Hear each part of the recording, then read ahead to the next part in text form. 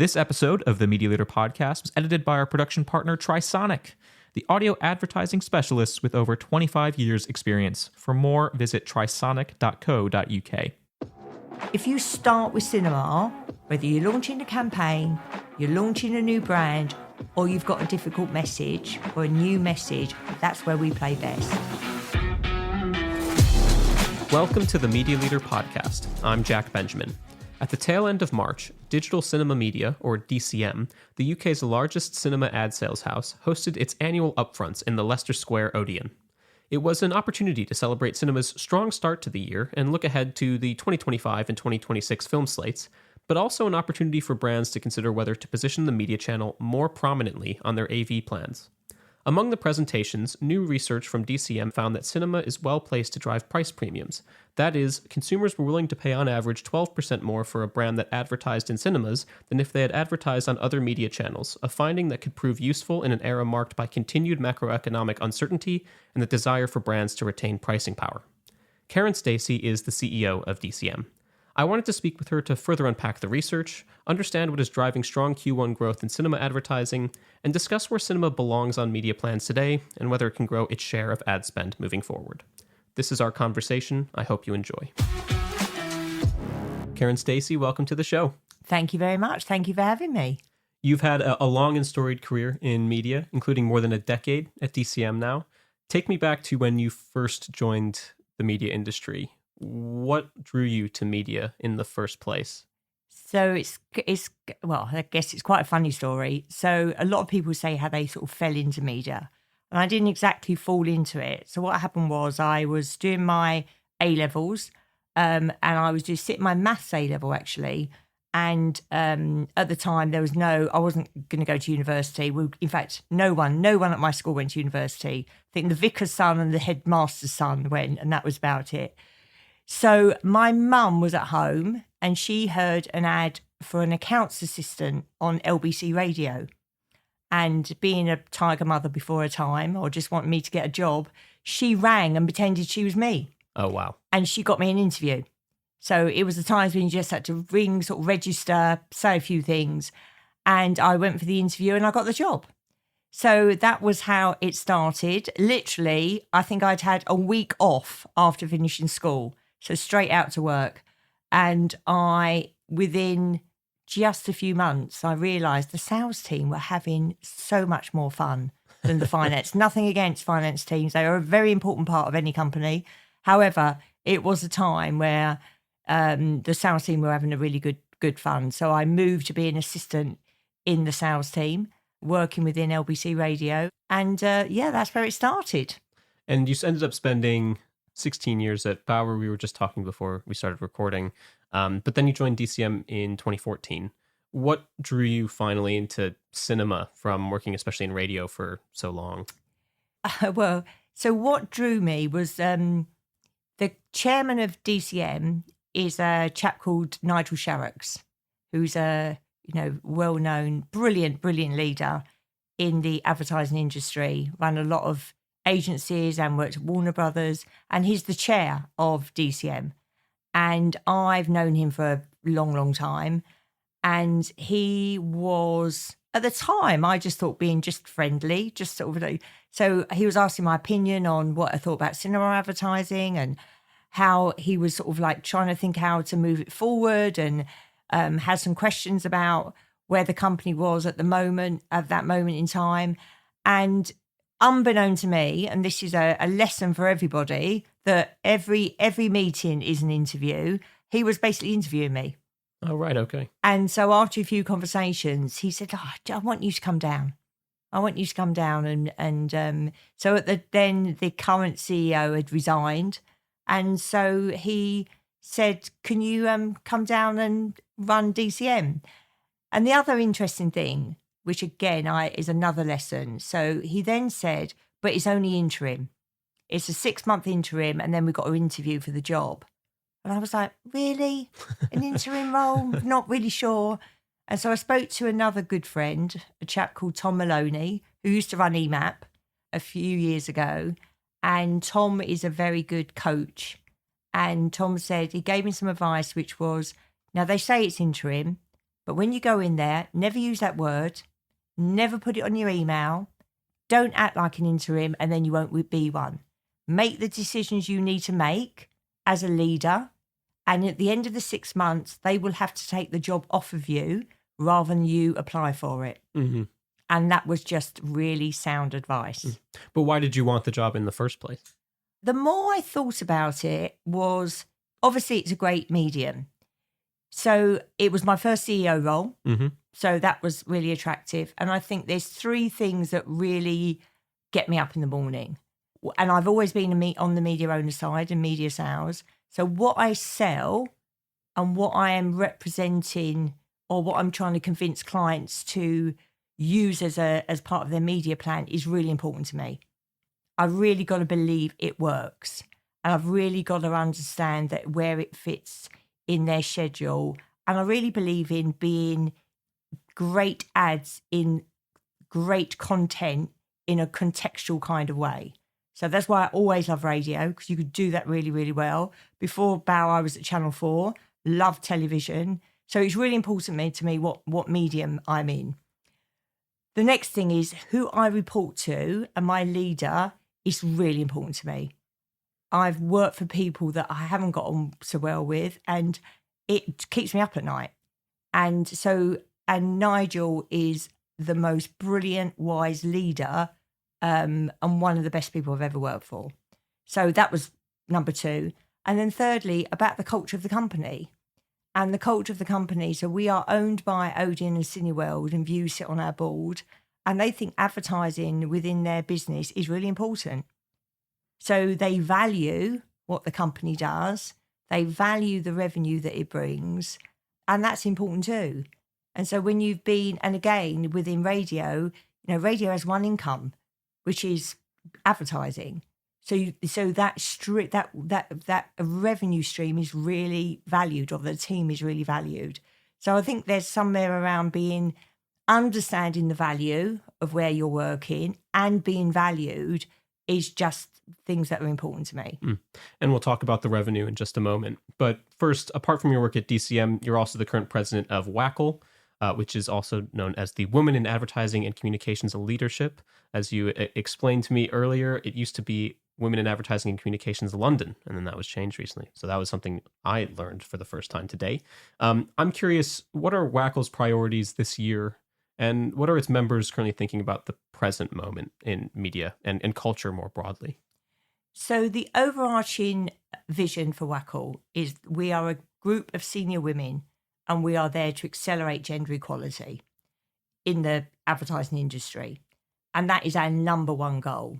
And we have 3 pillars which we work under. So the first pillar is support. And we do a lot around our own members of supporting each other. And there's some unwritten rules within, if you're a Wacler, which is you always pick up the phone to a Wacler, you always help a Wacler, you're always there for a Wacler. And I can remember how I felt so supported when I started my role at DCM, because I went in new, and I went in as the CEO, and I was like, oh my God, it's a new job. And I didn't know anyone. And after being at Bauer for 16 years, even though you might have sort of gone up the ladder, you're going up with friends, and, some of them begin to feel like friends and family, when you've been there so long. So the support that I got from leaders in Wacl, people like Rachel Bristow and Lindsay Clay and Pippa Glucklick and Kate Walters, and just, that, and even senior Tess Alps is a huge supporter, Scylla Snowball. They just all around you they want you to win.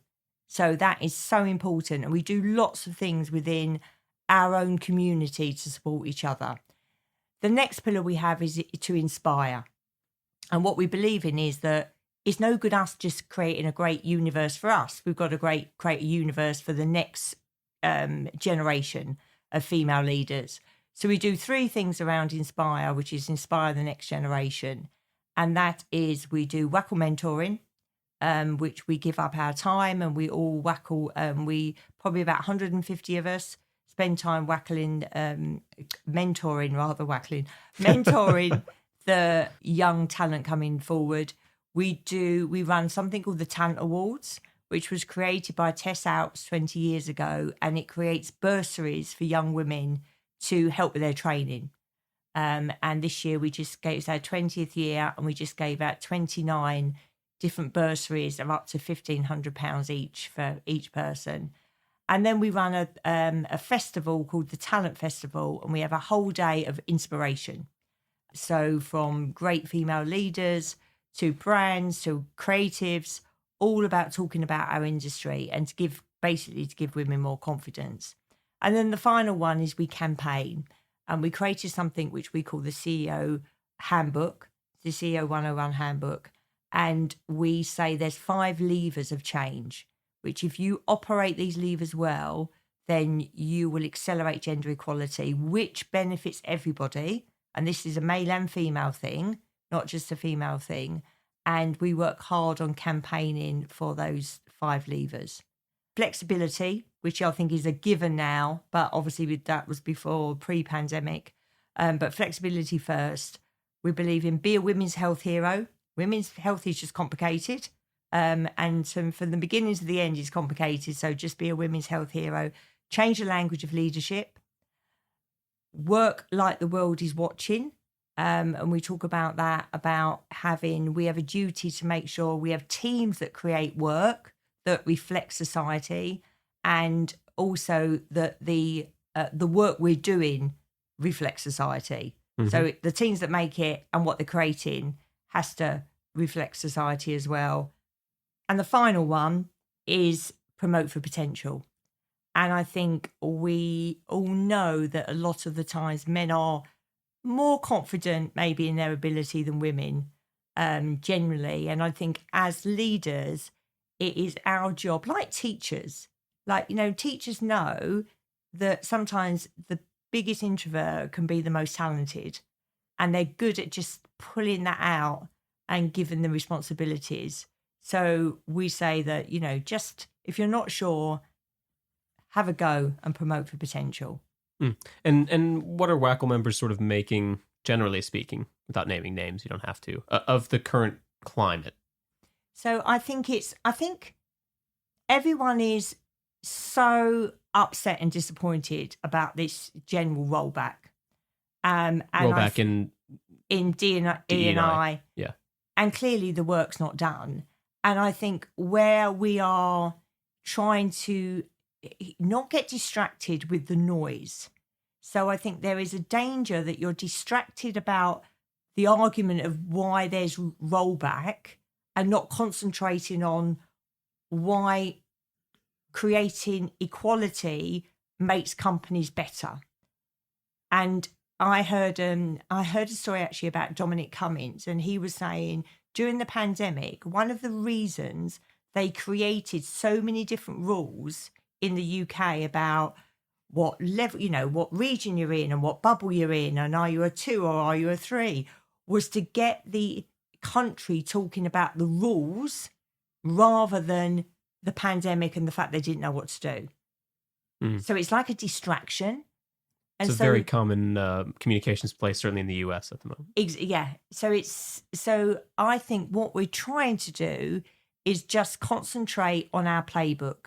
So our playbook and the 5 levers I just talked to you about are evidenced in data. They're evidenced in truth.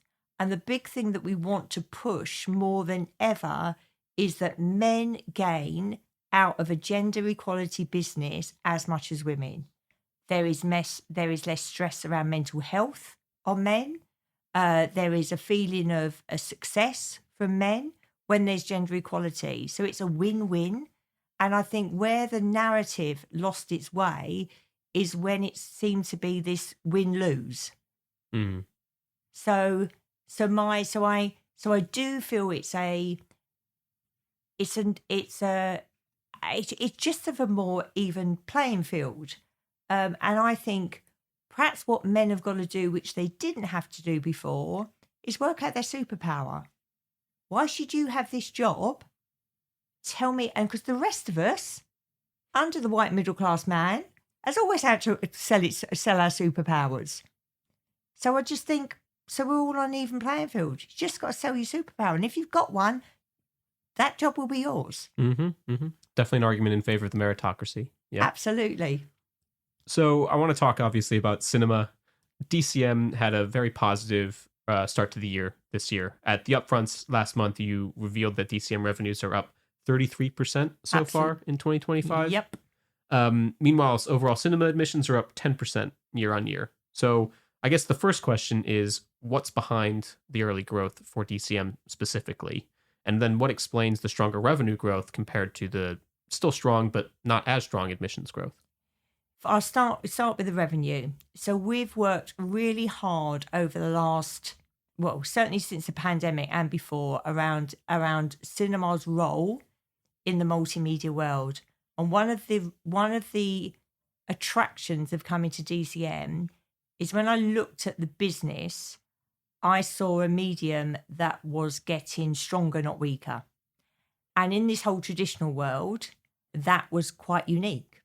So a place where we had a captive audience, we had unique content, we had a dark room, we had everyone looking forward. It was like, wow, if that was invented tomorrow, if it didn't exist, they'd be queuing outside the door.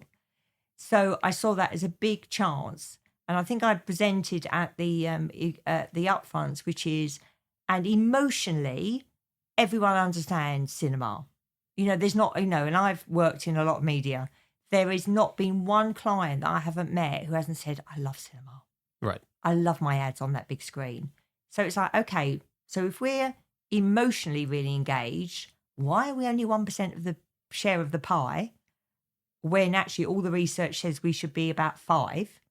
And what is the rational side that we've not cracked? And I think the rational side was around audiovisual, where do you fit? And everyone had cinema at the end of the cover curve doing a bit of, well, give me some incremental cover of young people. So we thought actually that we need to change that narrative. We need to tell a different story. And our story was around, if you look at the numbers now of opening weekends, we are up there with the big centre breaks of any big TV show that you would use as a launch spot. So if that's where we are, and if that's what audiences that we're bringing to advertisers, why aren't we being used as a launch spot? Why aren't we being seen as, and I need my centre break of Corrie, or I need my Bake Off, or I need my football, or I need my film at the... So all that language, which I know, because I've worked in TV, wasn't being used when they were thinking about cinema. So we worked hard on thinking about how we present that to the media industry. And we created a saying, which was, I guess the point was, we haven't got a big reach. So we're not good for everything. But where we play really well is at the start of a campaign. So we say, if you start with cinema, whether you're launching a campaign, you're launching a new brand, or you've got a difficult message or a new message, that's where we play best. Because we are like a launch spot.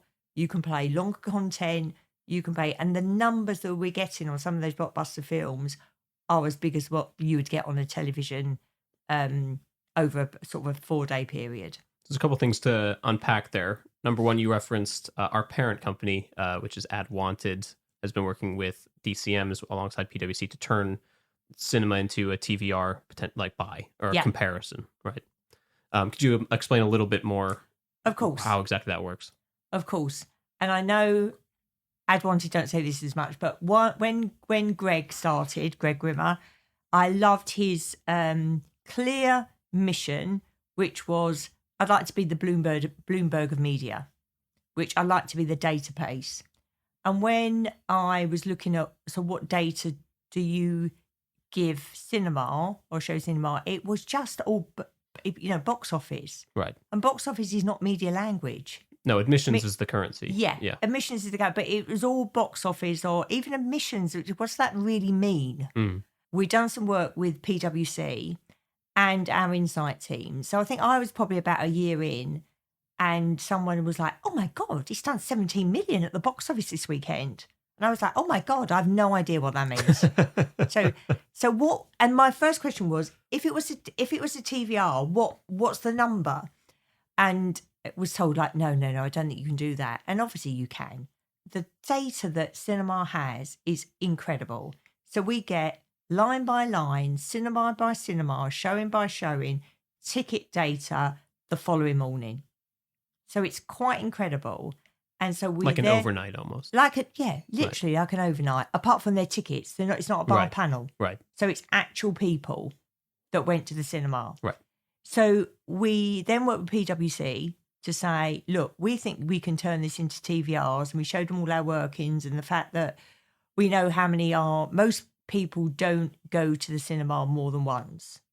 And we've got data that we know if the sort of repeat, because we do interviews afterwards, repeat. So there's some films that you would get more repeats than others, but the majority of people go once. So we know it's all unique cover.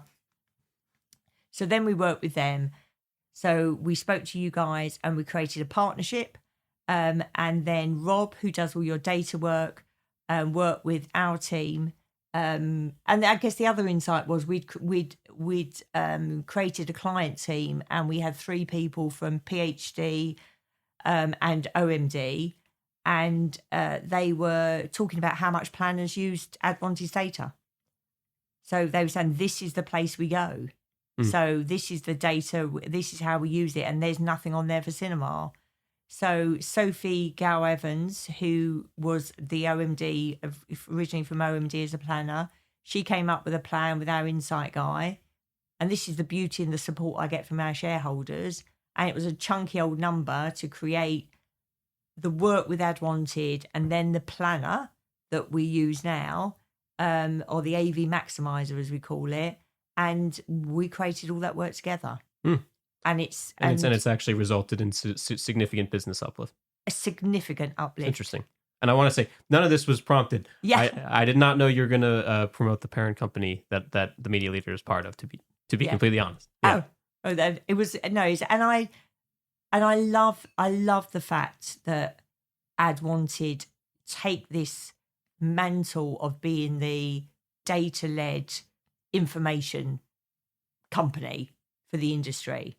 I think it's that serious side. I think it's really to be applauded. The other thing that, going back to your initial response to the growth that DCM is seeing, that cinema is seeing, you mentioned that a lot more brands are considering cinema as maybe that first buy to lead an AV plan. And we heard from upfronts, I believe it was Barclays, said that increasingly that is true for them, that yes, they're still wanting to buy on other media channels, but the AV plan is starting from a cinema buy, and then they'll consider planning from there.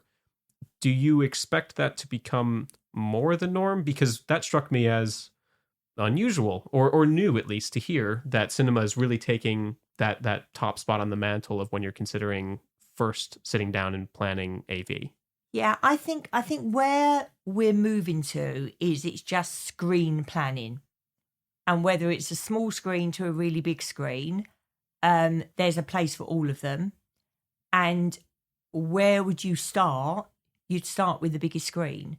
So I think if you used common sense and said, there's no history, here's all the screens you can show your AV content, and people view these screens in different ways, you would take your message or content that you created for your message and cut it differently, wouldn't you? And I think just because of sort of evolution, we've grown up in a TV world and a cinema world, and then there's YouTube and Facebook came out, and then there's TikTok, and then it's all separate because it's like putting extensions on a house, but you suddenly go, yeah, look, I've got an 8-bedroom house, and it's like, yeah, but it's a monstrosity. Where if you decided from day one, I need to build an 8-bedroom house, you build it with that in mind. So I do think that there's this evolution, and I guess the more, the data we get and people working together to merge these different screens, I think that will be a really big benefit for cinema, because I always say it's like the mother of all screens. It's a big screen. And there's not a second screen usually in that environment either. And there's not a second screen. Yeah. Do you think agencies are well set up to buy and plan how you're suggesting the future might look? Because, and I think this was talked about the upfronts as well, AV is such a massive channel mix, and some of them are not at all like the others. So like TikTok, to me, is nothing like cinema, is nothing like radio. So are agencies organized properly in order to take advantage of all the different screens and places that consumers are? So I think so where we are at the moment, I think we're on the cusp of the change of the execution of media. So I think we've still got a world where the planning and execution of traditional media, and I'll put cinema in that, and the world of linear TV is being done in the sort of same way. And I was looking at some stats the other day, which in 2021, about 8% of AV was bought through the pipes. So in a programmatic, automated, whatever you want to call it, way. At the end of last year, it was 30%. You've got Netflix, who are new. You've got Amazon. You've got Samsung. You've got, this whole world of connected TV, which you guys obviously do a lot. I think all the noise around that at the moment are all the features of connected TV rather than the benefits. As the world moves forward and more TV will become, eventually we will all become IP delivered, our whole world will be suddenly in that automated way. We are also looking how we work in that way. So we have an amazing system through a company called UniqueX that schedules from our building 100,000 playlists a week. So bottom up, screen by screen, showing by showing, film by film. So we've already got that level of detail. That's how we schedule our business. How we're working with them is to say we have a set amount of inventory, which is a contract with our cinemas. So we've got fixed inventory. So unlike a lot of the digital world where there's just seems to be endless supply, our supply won't change whether it's digital, sold digitally or interactively or not. But we are working with them on a system where we will be able to, anything that's unsold in the normal way, we will be able to put into the marketplace, and it will be, as long as we've got the copy, it will be automatically, if someone buys it, fed back to our system. And that will be, at the moment, the plan is that they will be able to do that up to 15 minutes before a film goes out. So it's a game real changer. time. Would they have the admissions? They wouldn't have the admissions data yet. They would have they would have exactly what we have, which was they will have the predicted admissions. Right. Okay. So Tom Lene, who you saw on stage, his accuracy in forecasting films is unbelievable. It is. I talk to Tom every month for the latest admissions and box office update. You can read on the media. As you know, he's a talent in his own movie he should be in. But we are pretty sure about our forecasting. And so, I mean, you're essentially talking about real time or near real time programmatic buying off of any inventory that isn't sold. At the moment, that's how we work it. Right. But obviously, what I'm thinking about what's over the hill and future proofing, eventually the world, media buying will be automated. That's what machines do. So there will be people looking at it. But I do think all the time, though, there will be, certainly in cinema, a bit like the Piccadilly Lights, people know what they want to buy now. So Formula One is half sold. We've sold all the... That's the Brad Pitt movie. Yeah, the Brad Pitt movie. So the premium movies this year, we've sold the majority of the premium spots. Mm-hmm. So we've sold Wicked Gold Spot already. Which is out in November. We're speaking on the first day of April. So Formula One, Mission Impossible, everything, because they are tent poles. And I know one of your questions, I think that the unique thing that cinema has is we know our content. And I think Unilever said it. I think Ashley said it. At the upfronts, yeah. Yeah, at the upfronts. That, I sit with this medium and I just think, well, that'd be a cultural moment. And that's quite unique. Right. You don't have to worry about, I guess the argument that was being made seemed like you don't have to worry about following trends that No. might be cropping up, especially on social platforms, which a lot of brands do like to do and hop on board. And I'm sure that works really well for those brands. But if you're looking to advertise in cinema, you know what movie's coming up, well in advance, and you can decide, I think this is probably going to be a big hit. Exactly. Yeah. And also you can think, and some of those hits create those social moments. Well, sure. But I mean, Barbenheimer was the biggest thing of 2023. I know, which shocked everybody. I I think actually, but Oppenheimer, arguably Christopher Nolan had the big upside there. Yes, I think that was probably the benefit of watching. But how smart was that though? Rather than it was what good one marketing. you're going to see, what one you're going to go and see first. Right. And Nolan's got another new film coming out, so maybe the Odyssey will be tied up with something else. That's later this year or next year? Next year. I'm looking forward to that. Yeah. Still, though, I want to push back a little bit on. It sounds like everything's going really well, but if you look at numbers compared to before the pandemic, admissions and box office still hasn't reached what it was doing in 2019. And a lot of that seems like it's come down to just a change in consumer behavior. People willing to watch more movies at home via streaming, and the fact that the time between a release in cinema ending and going on to streaming has also shrunk over the past couple of years. Correct me if I'm wrong. So I think two things for me. I think the numbers of films has definitely hit us. There was still, in 2019, there was still sort of 700 films, big sort of films coming out over the year. And we're not back at that level. And we were around last year, we're still only about 400. Mm-hmm. So I call it like if you're tiling a bathroom, we got lots of big tiles still, but not a lot of grouting. Right. And that grouting gives you the constant, extra little bit of numbers, because they would just do, there would always be something new coming out every week. Where this week we've got Minecraft coming out, but we've not really had a release for a couple of weeks. So I think that there's still growth in the market for us.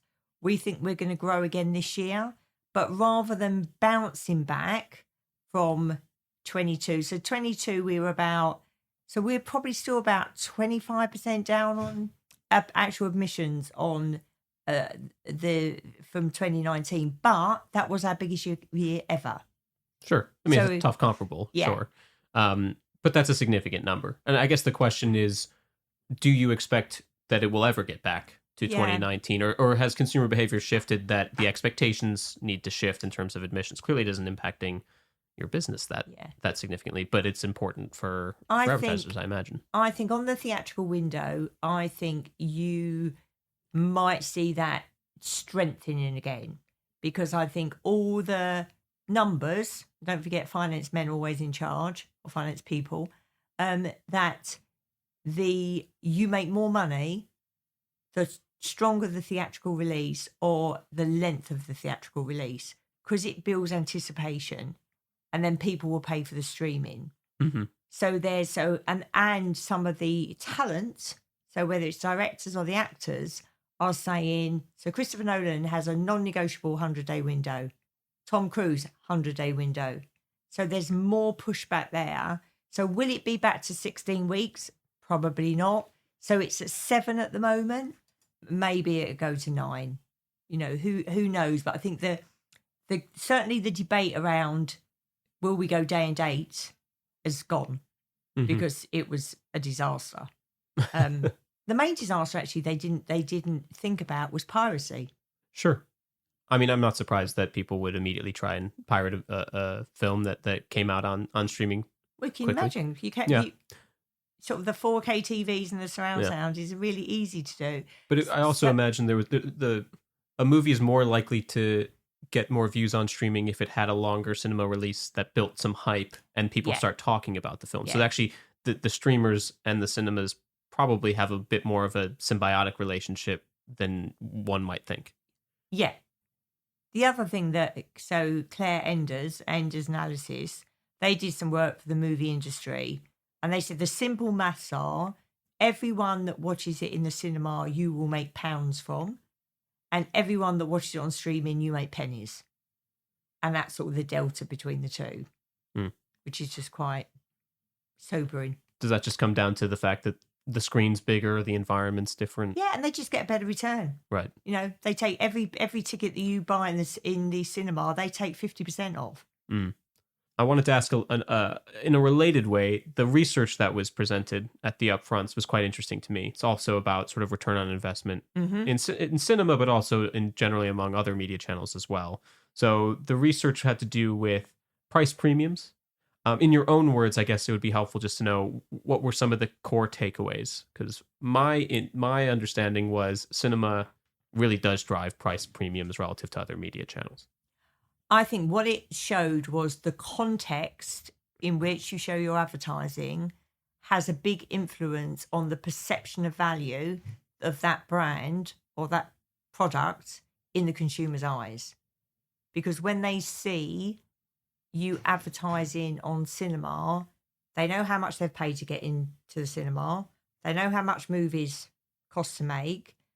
They look at that and think that brand must come from a well-established company because it's advertising on cinema.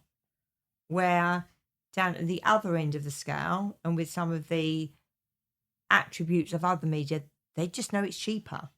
So if that's your lead medium, they think you haven't got as much money.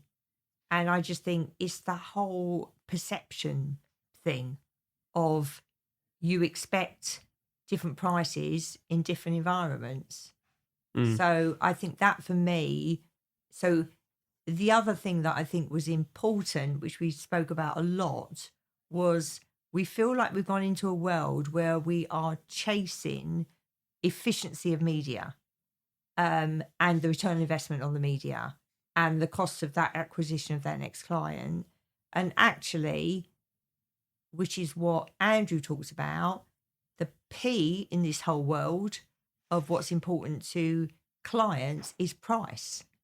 And you will make more profit for your company by increasing the price of your brand than you will do cutting costs. Just like companies. Where do you want to be? Do you want to be in a company that's cutting costs to hit the profit line or working really hard to drive revenue to make more profit?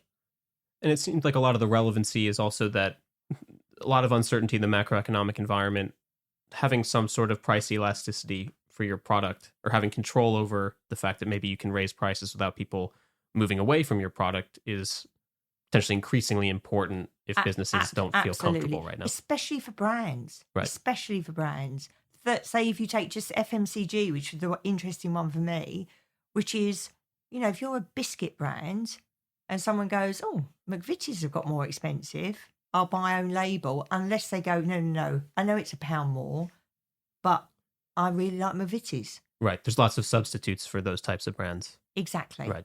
Those brands is really interesting for us. And that's why we're doing some really great work with Unilever, really good work around just understanding their brands and using cinema as a brand builder for them. Because I think in some ways you would argue, is it surprising we take Audi and we take Apple and we take Microsoft and we take, you know, all the big Chanel? Maybe not. But when you go, do you know that we've done our best work with Lynx and Max Factor and Marmite, and, you know, just they're the sort of brands I think that can make great creative that could work really well on the cinema screen that affects their price elasticity, as you're saying, when they're under pressure. And I think that is becoming more important for the life cycle, I'd say, or the longevity of a brand in the future when the cost of living crisis is so tough.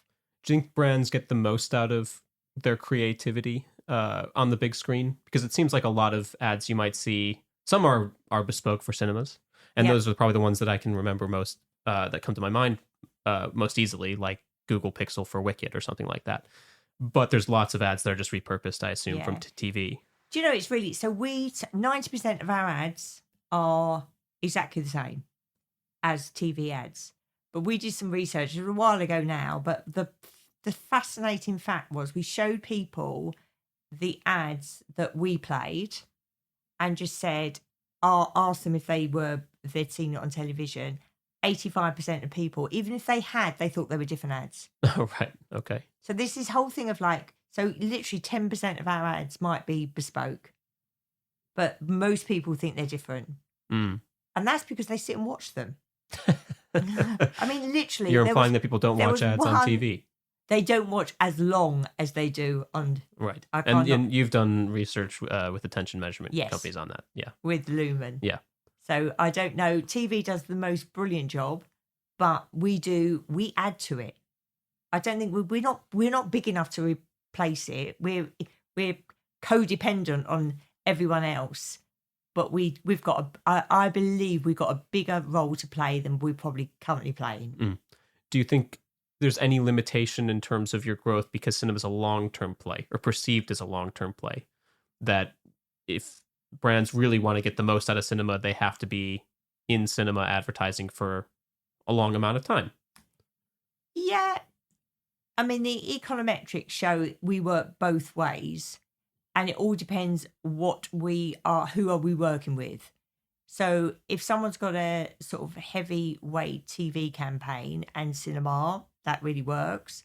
If someone's got a really low weight and just that reminder to play cinema for a long time, if you think maybe sort of like the Kia sponsorship we've got with independent cinemas, or the Google work that have just re-signed, or the RAF within just the 4DX screens, that the research on Kia, which that partnership is 3 years old now, is getting stronger. Right. So more, all the key brand indicators of strength and growth and recommendation, etc., are getting better and better. So what you said there is absolutely right. So it's good if you can stick around, but is it a concern of getting someone in the door if it means, well, you're going to get the most benefit if you're a couple of years in and you stick with us, but we'll prove something to you right now? Does that create any barrier to entry, I suppose? I don't think so. I think if people have, it all depends on the expectations. Sure. If you think you're going to have research like Kia after doing a 3-week campaign, after they've done 3 years of independent cinema sponsorship, you're just not. Right. And that's one of the questions I always ask. And even, with brands themselves, it's like, what are you trying to do? What are you trying to achieve? And I do think it was interesting, don't you think, when 3 were talking about he doesn't have control of price. At the upfronts. At the upfronts. Within the sales team do. And I thought that's quite interesting for a marketing role, and that whole thing of where does marketing sit and return. And the thing that's always amazed me is whenever there's a launch for a company. So if you're launching a brand new car, you would, in your P&L, you would CapEx most of that, R&D and the factory and the labour and over a few years because it's a launch, apart from the media. Right, it's seen as a expense as opposed to an investment. Yeah, because it was not even, I guess it's all an expense in some ways within a brand launch, apart from media where you're looking at getting that return, which everything else you spread over 10 years in 1 year. Which just seems crazy. Well, I know there's been a lot of work, especially among some analysts, some city analysts. Ian Wicketer, he was the one who talked about it at one of your conferences. Ian's talked about this several times. Maybe I'll have to get him on the podcast. If he's listening. He should come on. He has talked about this a lot, about the need for CMOs to make the argument to CFOs that marketing is an investment, because here's all this research that says the more marketing spend you give, the more you get out of it, up to obviously a certain point. There's always going to be diminishing returns. Yeah. But there's lots of research from Profitability too that suggests that all advertising is profitable. Yeah.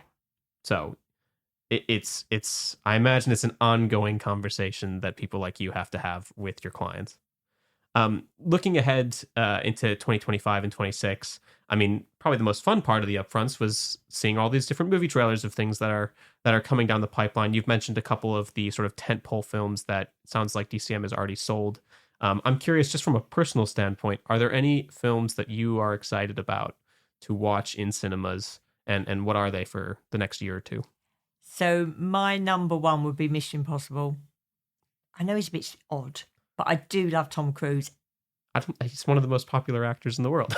Is he? So that will be entertaining. I think Jurassic Park will be great. And then obviously towards the end of the year, I will go and see Downton Abbey. Just one of those, like, you still almost like sometimes the itch you got to scratch. And then at the end of the year, Wicked being back on will obviously be a highlight. But that is that's the biggest perk of my job, I reckon. Going to the cinema every week. I went to see Black Bag. Do you go and see that? Have you seen that yet? That's the new Steven Soderbergh. I have not seen that. Yeah, I heard it was good. It's really good. It's really good, actually. I was expecting a bit of a, oh, here we go, a Mr. and Mrs. Smith kind of, but yeah, no, it was really interesting. And so it's been a good start to the year. In fact, there's a few people I've spoken to over the last few weeks in the industry going, I've gone to the cinema more this quarter, which I think probably goes back to the growth as well. It's just or the bad weather. Yeah, and the bad weather. Yeah, it's the only job I've had. But the weekends, you sort of on a Friday, Anyway, have a nice weekend, everyone. Let's hope it rains. Not too hard though, right? Because we need people to go out. So, what about you? What are you looking forward to? Oh, I'm gonna out myself as like a super pretentious film snob, but I'm most interested probably in Paul Thomas Anderson. He's got a new film coming out, and Wes Anderson. Yeah. So I guess both Andersons. Yeah. Both have films coming out this year. We already mentioned The Odyssey by Nolan. Guillermo del Toro's got, I think, Frankenstein. That's going with Netflix. I don't know if that will be running in cinemas at all. Netflix are not a friend. Yeah. Well, so I think they're the one to crack. That's for you guys to hash that out. Yeah. But I'm excited for that film. The big sort of, I don't want to call them like prestige directors, but the auteurs of our era, I'm always interested in seeing what they're doing. Did you see Conclave? I did see Conclave. I thought Conclave was fantastic. I was a big fan of Honora. And I was a big fan of The Brutalist. And those are films that I think you do kind of need to see on a big screen to get that Bob effect. Dylan one? No, I don't like biopics. Oh, don't come to me with any biopics. I'm over. So you're not going to be there for Michael. No, I'm not a big enough Michael Jackson fan to be there for Michael at the end of the year. That's in the autumn? Yeah. And I don't mean to dissuade anyone from going if they are, but it's not for me. Yeah. No, it'd be an interesting one. Yeah. What needs to happen with this film slate for DCM and for advertisers, for brands to capitalize on it? What's the big goal by the end of this year? So I think if I had a big goal, it would be, I'd like to see, so we are going to work with the creative industry, as in the ad industry. So I'm working with Joe Arden and Jemima Moniz, who are now at Abbott and Vickers. Obviously, Mark Elwood at Burnett's, Trevor and Rania Robinson. And what I'm trying to create is what I will call the greatest ad show on earth. And I've got an ambition where I really want to show just great ads over the last, how many of the years I can get them, working with the History of Advertising Trust, just to showcase and remind people why we're in this industry. And we're in this industry because we make great stuff like that on screen. And I think that we've become more obsessed with how we execute and place the ads than we have where they're placed and what the actual ads are. So I think it'd be great to get some sort of, excitement again around creating great advertising, and where, if you're a young creative, you don't come, it's a bit like why there was a pushback from streaming, because if you're Scarlett Johansson, you don't want to be on a small screen. And I think advertising as well, people want to create stories on a big screen. And that's what I want to try and bring back, which is, let's not have our head in the sand about how we execute it and make it efficient. Let's start with our North Star, which is, how do we create culture driving moments like a Raise Your Eyebrows, which is my favourite in the recent times, of, that's what we remember. and it just breaks my heart when I listened to the Times radio, and there was a whole article about, oh, why don't we make great ads anymore? And it's like, and then everyone phoning in about their favourite ad, which was a few years ago, and remind people that that's what we do. We create funny, entertaining, educating content. And if it sells stuff, great. Well, I think that's a really good way to end the conversation. Karen, it's been an absolute pleasure. Thank you so much. Thank you for listening to the Media Leader Podcast. Our executive producer is me, Jack Benjamin. Special thanks to our production partner, Trisonic. You can find all our episodes wherever you get your podcasts or on our website at themedialeader.co.uk. But do please remember to subscribe to be notified when we release our next episode. You can also subscribe to our newsletter at The Media Leader to receive daily coverage of all the biggest stories in media and advertising. From all of us at The Media Leader, I'm Jack Benjamin. See you next time.